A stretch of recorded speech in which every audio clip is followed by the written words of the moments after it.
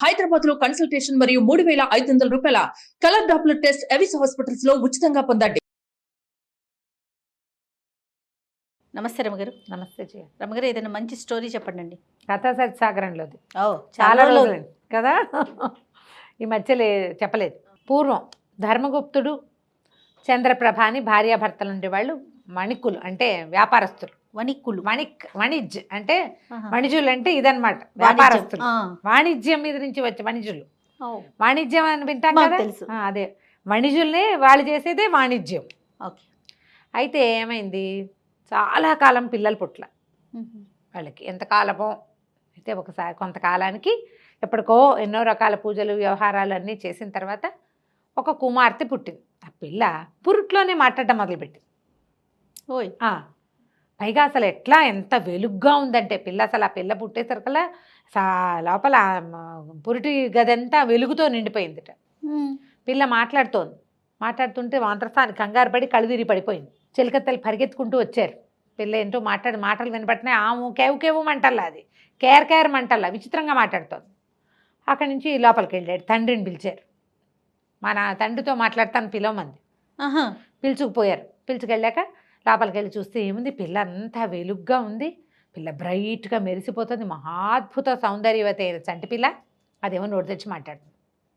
అక్కడి నుంచి ఏమంది, మరి నేను ఒక దేవతని, నీ ఇంట్లో పుట్టాను, నాకు వివాహం చేయకూడదు, నన్ను నీ పిల్లగా పెంచుకో, నా వ్రతం తీరాక నా దారిని నేను వెళ్తా, అప్పటిదాకా నీకు పుత్రికా సంతానం పిల్లలు లేరని బాధపడుతున్నావని మీ ఆవిడ గర్భాన్ని పడ్డా, నేను అమ్మా నాన్న అని పిలుస్తాను, కూతురుగా పెంచుకో, వివాహాలు ఆడపిల్లని చేయకూడదు అని చెప్పేసరికి నేను సరిగినేమనుకున్నాడు, అలాగేనన్నాడు. కట్టడి చేశాడు.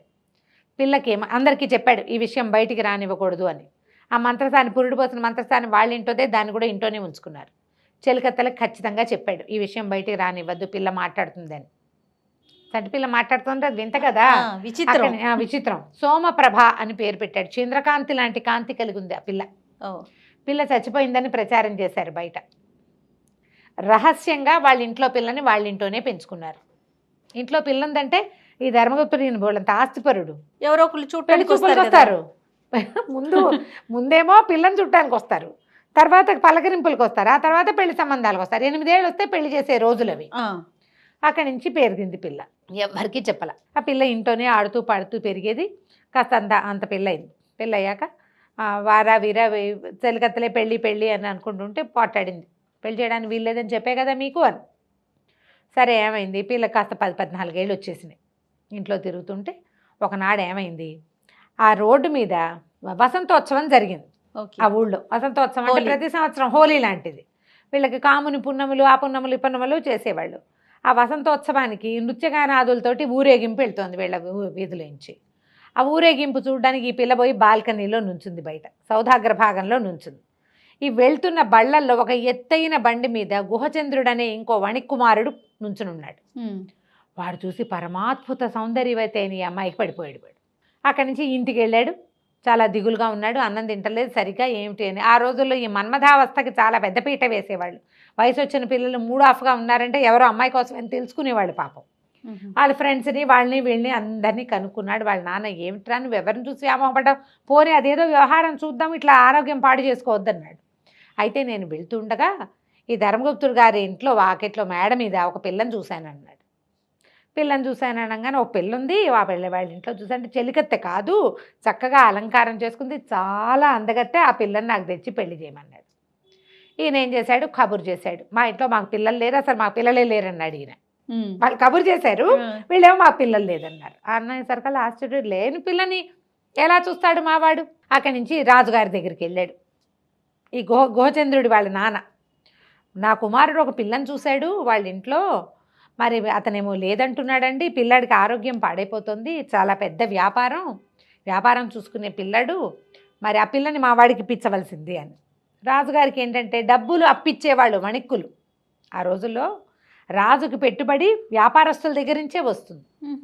ఈయన కాదనుకోలేక ఈ ధర్మగుప్తుని కేకేసి, మీ ఇంట్లో ఉన్న ఆడపిల్లలందరినీ ముందు చూపించు, వీడికి చూస్తాడు. అందరూ చెలికత్తలంతా వచ్చి నుంచున్నారు. ఎవరూ కాదు.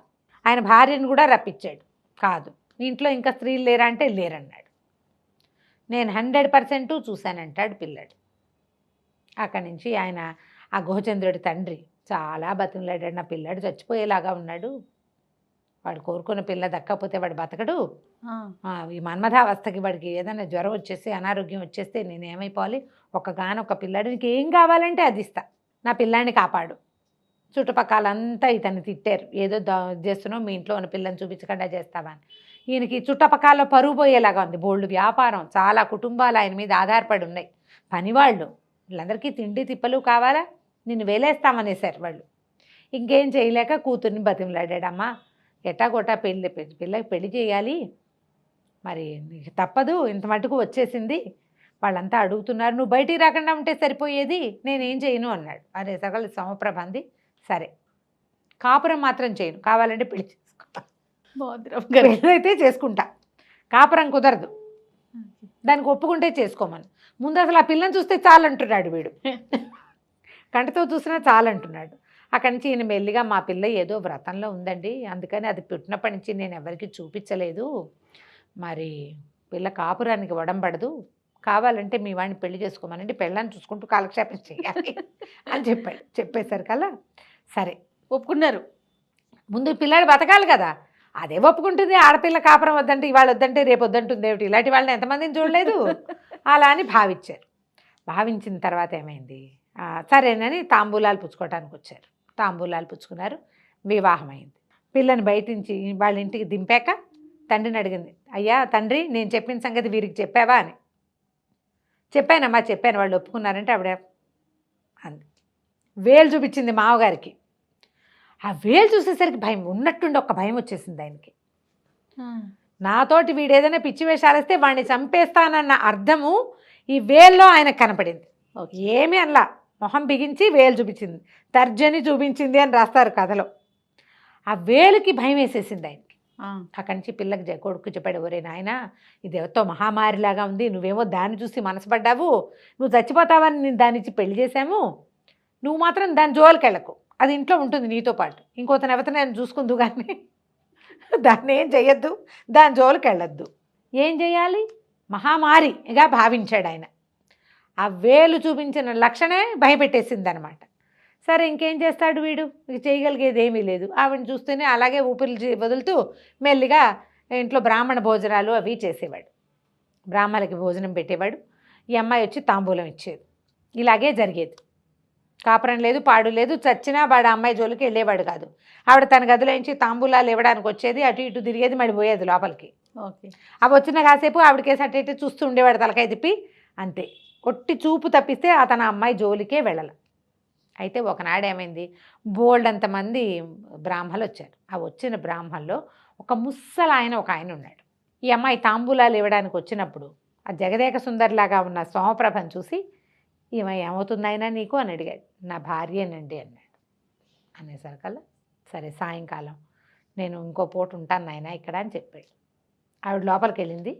ఈయన కుర్రాన్ని దగ్గర కూర్చోబెట్టుకున్నాడు. నిజం చెప్పు, నిజంగా ఈ అమ్మాయి నీ భార్యేనా అన్నాడు. వివాహం అయితే చేసుకున్నానండి, ఈమెతో నాకు సంబంధం లేదు, మరి ఇలా ఇలా జరిగింది, వాళ్ళ ఇంట్లో కనపడింది, ఈ కథ అంతా చెప్పాడు. నీ భార్య దగ్గర ఒక మహారహస్యం ఉంది, అది నీకు చెప్పాలోయ్ అన్నాడు. అని ఆయన ఏం చేశాడంటే ఒక మంత్రోపదేశం చేశాడు. ఈ మంత్రం పునశ్చరణ చేస్తూ ఉండు, నీ భార్య రహస్యం నీకు చెప్తానన్నాడు. ఇవి మధ్యాహ్నం భోజనాలు అయినా 3ంటికి జరిగింది. 3ంటి నుంచి పునశ్చరణ ప్రారంభించాడు. రాత్రి చీకటి పడ్డాక ఈయన ఏం చేశాడు, ఈ కుర్రాడితోటి ఆ మంత్రం పునశ్చరణ చేయించాడు కదా జపం, ఆ జపాన్ని హోమం చేయించాడు. హోమం చేయించేసరికల్లా అగ్నిహోత్రుడు మానవ రూపంలో ప్రత్యక్షమయ్యాడు. అని వస్తే ఏమన్నారు వీళ్ళిద్దరూ మాట్లాడుకున్నారు. ఈ బ్రాహ్మడు అన్నాడు, అగ్నిహోత్రుడిని ఆరాధించు, రేపు ఉదయం ఈయనకి భోజనం పెట్టు, మనతో పాటే ఉంటాడని అగ్నిహోత్రుడిని ఇంట్లోనే ఉంచుకున్నారు. అగ్ని మానవ రూపంలో వీళ్ళ ఇంట్లో ఉన్నాడు. ఓకే, మర్నాడు ఉదయం భోజనం చేశాడు, అందరు బ్రాహ్మణులతో పాటు తాంబూలం పుచ్చుకున్నాడు, అక్కడే ఉన్నాడు. చీకటి పడింది, రాత్రి అయింది. రాత్రి అవ్వగానే ఈయన అన్నాడు, మళ్ళీ అని మంత్రం మళ్ళీ పునశ్చరణ చేయి, నీకు రహస్యం చెప్తానని. అతను ఆ మంత్రం పునశ్చరణ చేసేసరికల్లా ఒక దాన్ని ఏమంటారంటే మోహక మంత్రం అనే ఒక మంత్రంతో తను ఆ అబ్బాయి ఇద్దరు 2 తుమ్మెదల్లాగా మారిపోయేలాగా చేశాడు ఆ ముసలి బ్రాహ్మడు. అర్ధరాత్రి, బాగా రాత్రి అయిపోయింది. 10 అయితే ఆ రోజుల్లో అర్ధరాత్రి కిందే లెక్క. 10ంటికి ఎక్కడొక్కడ జనం అంతా సర్దుకున్నారు. సోమప్రభ ఇంట్లో నుంచి బయలుదేరింది చీకటి మాటన. ఆ అగ్ని ఇంట్లో ఉండటం వల్ల మానవ రూపంలో ఉన్నాడు కదా, ఆమె తనని వెంబడిస్తున్న వాళ్ళు ఎవరో తెలుసుకోలేకపోయింది. నడుచుకుంటూ వెళ్తోంది. ఆ వెనకాలే ఈ తుమ్మెదల రూపంలో ఉన్న ఈ బ్రాహ్మడు, మన ఈ కుర్రాడు గుహచంద్రుడు ఇద్దరు వెళ్ళారు. వెళ్తే ఇప్పుడు అలా వెళ్ళి ఒక పెద్ద శ్మశానంలోకి వెళ్ళింది. అక్కడ పెద్ద వటవృక్షం, దాని కింద పోళ్ళంతమంది శాకిని ఢాకిని గణాలు ఉన్నాయి. ఒక మహాసౌందర్యవతే ఒక ఆవిడ వీణ వాయించుకుంటుంది. ఈవిడ పోయి ఆవిడ పక్కలో కూర్చుంది. ఎట్లా ఉందంటే పైన చంద్రుడు, కింద 2 చందమామలు ఉన్నట్టున్నారు. చూస్తూ ఉన్నాడు వీడు ఆ భ్రమర రూపంలో. వాళ్ళిద్దరూ మాట్లాడుకుంటున్నారు, అక్క చెల్లి. ఏమని, మా ఇంటికి ఎవరో ఒక బ్రాహ్మడు వచ్చాడు, మరి ఆయన అగ్నిహోత్రంలాగా ఉన్నాడు, నాకు భయం వేసింది, నా భర్తకి తెలిసిపోతుందేమో, ఇంకా ఈ శాపావసానం అయ్యేదాకా ఇంకా ఎంతకాలం ఈ కథ నడపాలో అని మాట్లాడుకున్నారు. ఇద్దరు కలిసి ఏదో చక్కగా తాగారు, తిన్నారు. ఆవిడ ఇక్కడ ఇంట్లో ఏం తింటోందో ఎవ్వరికీ తెలియదు. ఇక్కడ ఏం తిందో తాగదు. ఓహో. తిండంతా రాత్రిపూటే. ఇక్కడే ఏదో తాగింది, మళ్ళీ బయలుదేరింది. నడుస్తుంటే ఆవిడని కాళ్ళు నేల మీద ఉన్నట్టు లేవు. ఇంట్లోకి వచ్చేసింది.